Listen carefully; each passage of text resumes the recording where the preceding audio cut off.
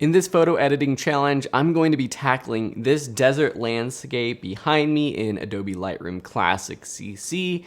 If you've been following me or Photography and Friends, you know that every month we all participate and practice editing a photo together. If you want to participate, you can do so by joining the Photography and Friends community. To get access to that community, you have to be enrolled in one of our photography courses, which you can get just for $10, $15 down below. I'll link to both the community and to all of our photo courses in the description of this video. So let's jump into Adobe Lightroom. If you're just following along on YouTube or wherever else, I welcome you as well, and I hope that following me edit this photo helps you learn some new tips and tricks. All right, let's jump in. All right, everyone, here, and I'm editing this photo shot by Antonio Martin. This is a photo that I found on wesaturate.com, a great place to find practice photos to edit with. So you can also find this photo there as well if you're not part of the Photography and Friends community to practice with. So with all of these, I'm editing the whole thing from scratch. I'm looking at this photo for the first time, and I'm going to walk through my entire process. So the first thing that I do with landscape photos is generally try to crop them and with any photo is crop them however I want to crop them before I start playing around with any other edits. With landscape photos, I typically like wider, widescreen aspects. So I'll go for like a 16:9, or I might even for this one go for some kind of custom aspect ratio because it is a desert landscape. It lends itself to being super wide. And while I like the sky in it, and sometimes that sky is a great way to balance a photo out, I think I'm going to really edit this into something a little bit wider. So you saw there that I unlocked the aspect ratio so that I can basically crop this however I want. Now, depending on what the use is, whether it's a print or if I'm putting on a screen, I might choose a specific aspect ratio. And that's why I mentioned 16:9 is one of my favorite aspect ratios because that's the aspect of a lot of TVs, computers, smartphones. And so it's a great sort of backdrop kind of aspect ratio. I do like the landscape down here, and we have this road in the bottom. You can even see some cars down here. So for me, I'm going to leave that in there, and I'm just going to crop it something like so. I still like having sort of everything weighted in thirds. So the top third is all the sky, the bottom third is the land, and in the middle, right in the middle, we have a horizon. Some people like to put the horizons on one of these thirds lines.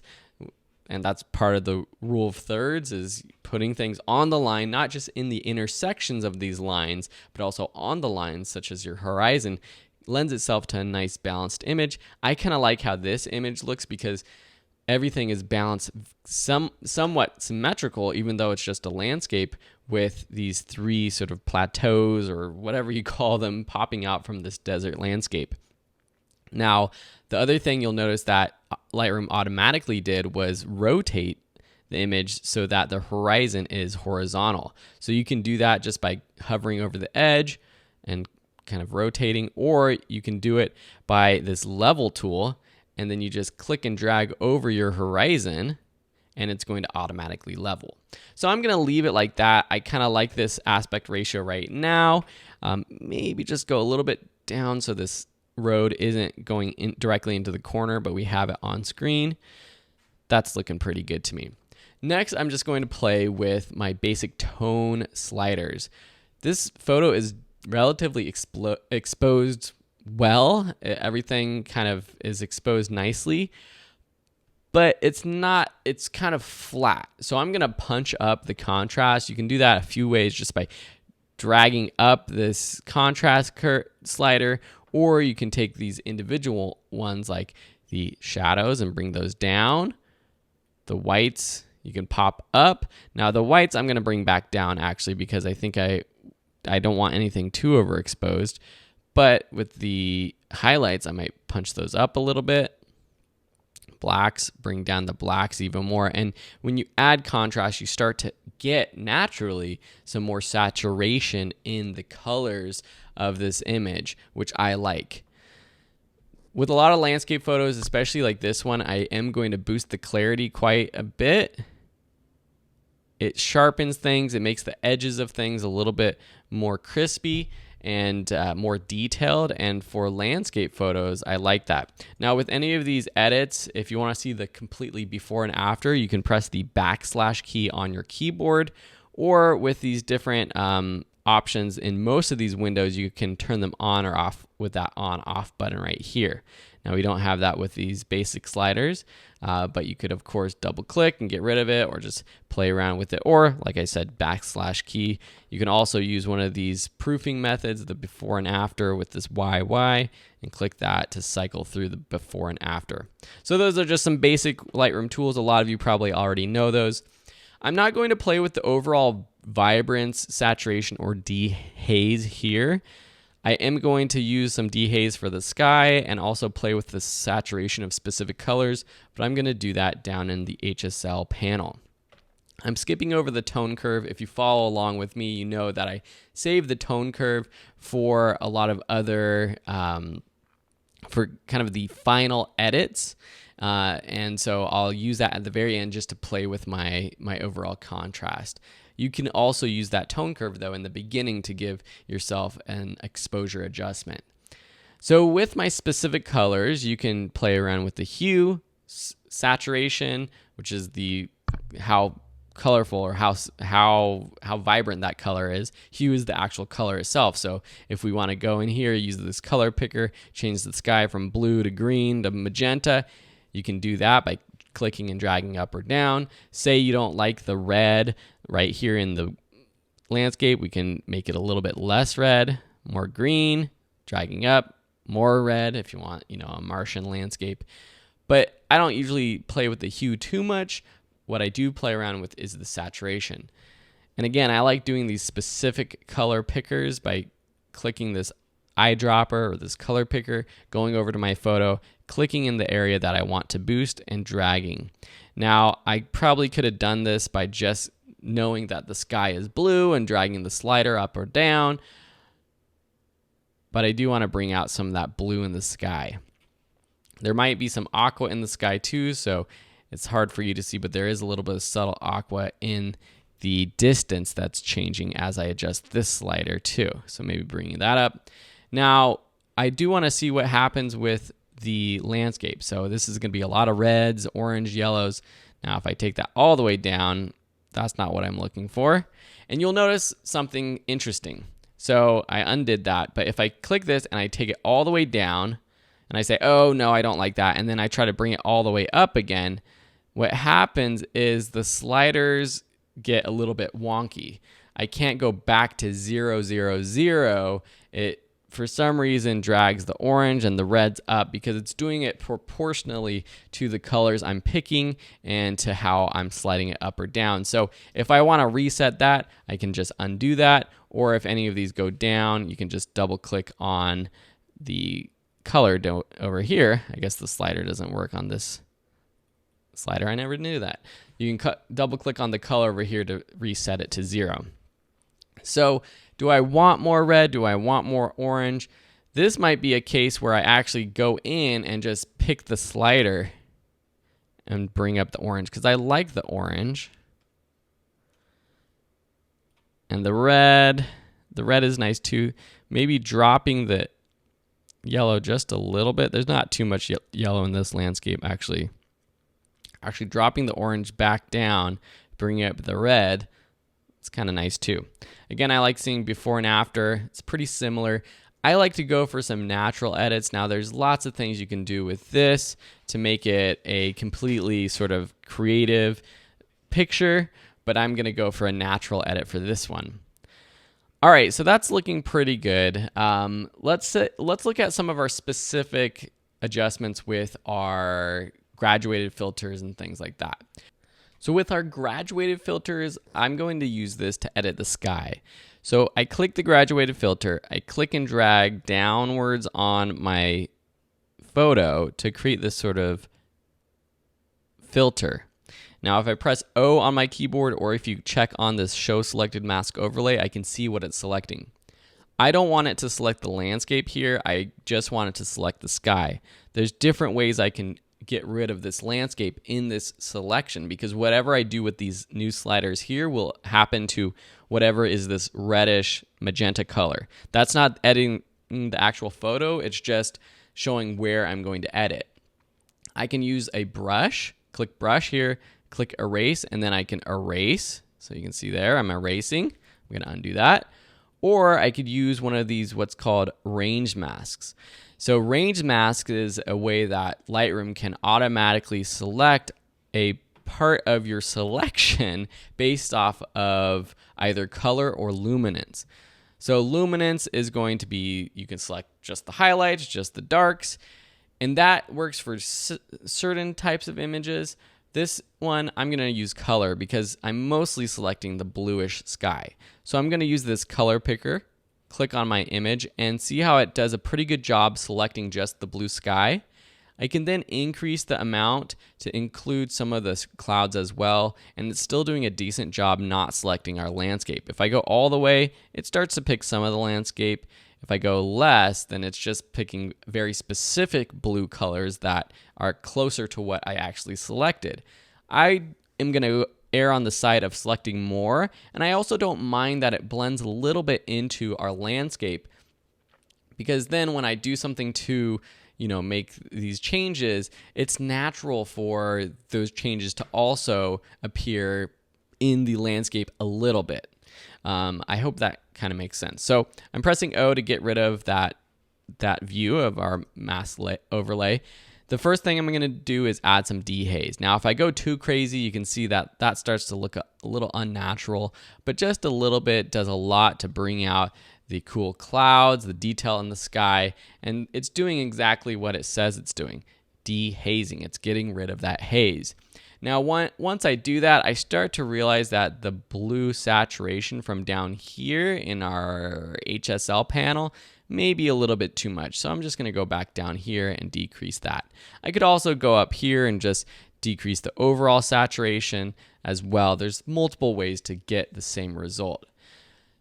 I'm pretty much happy with just doing the dehaze. I'm not going to do much else. If you were going a little creative with this, you can change, the color of the sky. You can add more blue to it with the temperature slider. You can make it a little bit warmer, which I actually kind of like.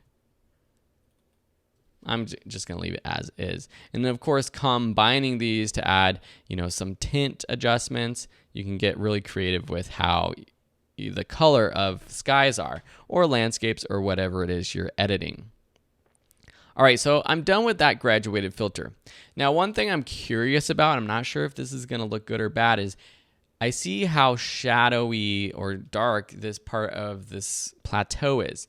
What would happen if I brought up the blacks of the overall image, or just tried to have a specific area and bring up those blacks? If I go back to my main tone slider adjustments and bring up my blacks, you can see that as I do that, I'm starting to get more information here, but everything else becomes a little bit washed out. So instead, I'm going to use an adjustment brush. I'm just going to brush over this area. Now, if I press O, you can see what I'm selecting. Again, I'm going to use a range mask, but this time for luminance, because I want to just select what's a little bit darker.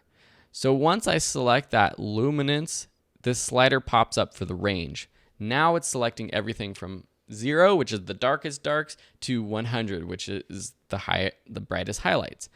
So if I click this first little nib right here and drag it to the left, so I'm only selecting parts of the dark, then I also maybe decrease the smoothness just a little bit. You can see that now I'm selecting mostly just the shadows that I want. And it looks like it only allows me to go down to 5. So now I'm selecting range 0 to 5. Let's see what happens if I bring up the saturation on just that area. Not the saturation, the exposure. So if I bring up the exposure, I'm just going to bring up the overall exposure. You can see though, as I start to do that, it starts to get washed out a little bit. Let's just use the shadows. Let's bring up the shadows. No, if I bring up the blacks, it becomes even more sort of weird looking. I'm going to zoom in here with the Z key, and then with the space bar selected, I can click and drag the photo around so I can see it. So let's go back to normal. overall exposure I'm going to bring up. You can see, though, it starts to look weird if I go too far. So I'm going to bring up the overall exposure. But then what's weird is I'm going to bring back down the blacks just a little bit. And I think I'm going to increase the smoothness just a little bit, because if I go too far to the left with the smoothness, it starts to look really wonky.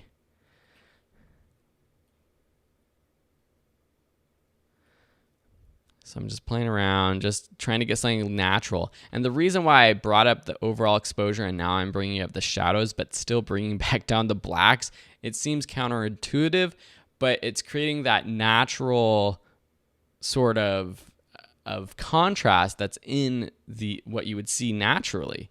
Now let's see if we turn this on or off. See, with this off and then on, I think it's one of those cases where I can tell right now it looks like I edited it.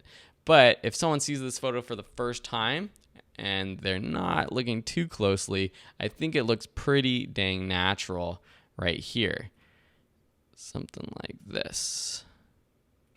So let's again see the before and after. And then after the fact, I can play with the range as well just to see what happens. And again, with the smoothness, to see what looks a little bit more natural. I think that looks pretty good. And I'm happy with that. And that brings out just a little bit more detail in this plateau, something that I actually like. All right, so here I'm pretty happy with this image. So in terms of sharpening, noise reduction, there's actually not much noise in here. I might just do a little bit of noise reduction just to get rid of, there's some spots in the sky that you can see. It's processing. It's really hard for you to see, I'm sure, on your computers watching this video. One thing that is a more creative way to use noise reduction is if you crank it up all the way, what you'll notice is things start to bleed a little bit more. This is actually doing the opposite of what clarity does. It decreases the sharpness. The edges of things get a little washed out, but for some landscape photos in some situations, it actually looks kind of cool because it's more like a watercolor painting effect. Now, I'm not going to do that for this one. I'm just going to leave it around 20 right there. So far, I am pretty happy. Let's look at the before and after. Interested to see what a vignette would look like just for this photo. Now, generally, I'm not a huge fan of vignettes, but let's make sure the highlights can see through. Sometimes vignettes are good. There's already a little bit of a natural vignetting from the lens that was used. I'm not sure what lens it was actually used because it's not. Oh, actually, it is in the metadata. So it's the Canon 16-35.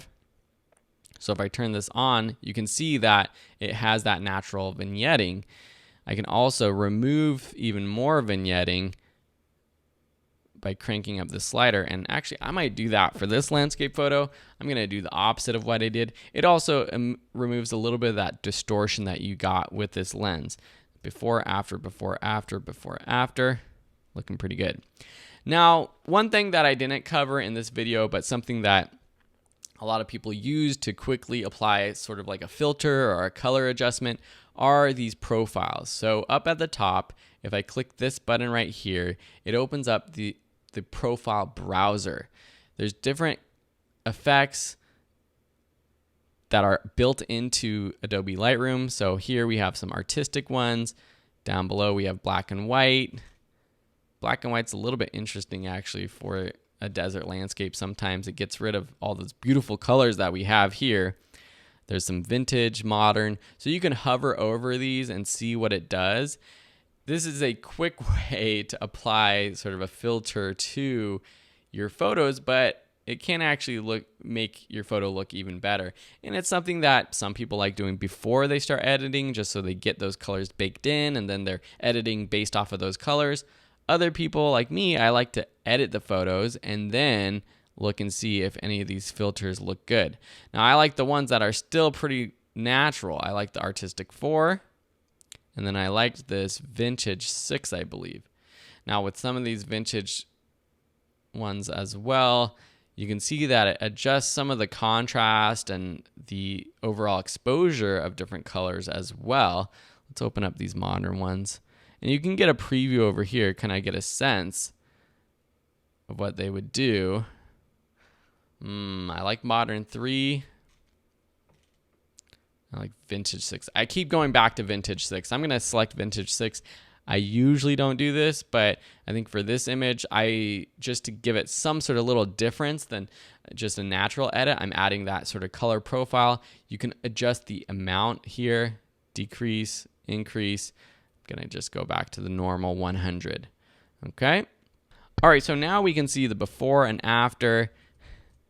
It's pretty close, but there are some basic adjustments of the sky, the landscape, and that's how I would edit this photo. I might come in here, just play around just really quickly, see if the overall tone slider does anything to me. Sometimes I like to do the opposite of an S curve.